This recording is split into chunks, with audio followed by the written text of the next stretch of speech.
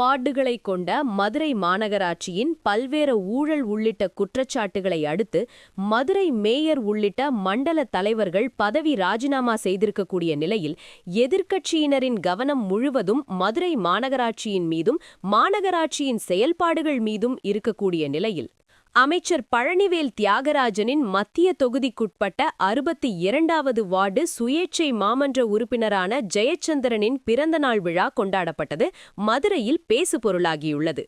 சுயேட்சை மாமன்ற உறுப்பினர் ஜெயச்சந்திரனோ தனது வார்டுக்குட்பட்ட பகுதிகளில் இருக்கக்கூடிய தெருநாய்கள் உள்ளிட்டவைகளுக்கு ஒரு பாதுகாப்பு மையம் அமைக்க வேண்டும், அவற்றை பேணி பாதுகாக்க வேண்டும், அவற்றோடு மட்டுமல்லாது தன் வார்டுக்குட்பட்ட மக்களுக்கு நலத்திட்டங்கள், மாமன்ற உறுப்பினர் நிதியிலிருந்து செயல் திட்டங்கள் இப்படியாக செய்து தன் வார்டுக்குட்பட்ட அனைத்து மக்களின் ஆதரவையும் பெற்ற ஒரு நபராக இருந்து வருகிறார்.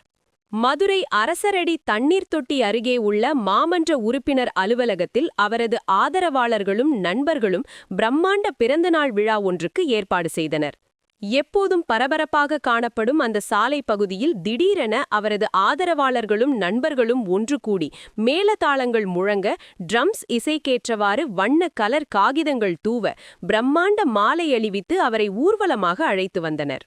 அவரது வார்டு பகுதியைச் சேர்ந்த பெண்கள், ஆண்கள், இளைஞர்கள் என அனைவரும் ஒன்று கூடி மலர் தூவி அவரை வரவேற்று, வரக்கூடிய வழியில் அவரை வியப்பூட்டும் வண்ணமாக அவரது நெருங்கிய நண்பர் வட்டாரம் ரூபாய் 25 லட்சம் மதிப்பீட்டிலான ஹார்ட்லி டேவிட்சன் இருசக்கர வாகனத்தை சென்னையிலிருந்து இறக்குமதி செய்து அவருக்கு பிறந்தநாள் பரிசாக அவருக்கு வழங்க ஆச்சரியமடைந்தார் ஜெயச்சந்திரன்.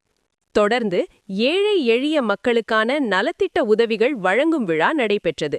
அதில் தையல் இயந்திரம், இஸ்திரி பெட்டி, ரொக்கத்தொகை, மாணவர்களுக்கான விளையாட்டு உபகரணங்கள் இப்படியாக நலத்திட்ட உதவிகள் வழங்கிய நிலையில் சுமார் 1000 நபர்கள் உணவருந்தும் வகையில் சிக்கன் பிரியாணி, சிக்கன் 65 இப்படியாக தடபுடல் அசைவ இரவு உணவும் வழங்கப்பட்டது. இந்த நிலையில் தமிழக வெற்றிக் கழகத்தின் மாவட்ட செயலாளரான விஜய் அன்பன் கல்லானை நேரில் வருகை தந்து வாழ்த்தியது மதுரை அரசியலில் பேசுபொருளாகியுள்ளது.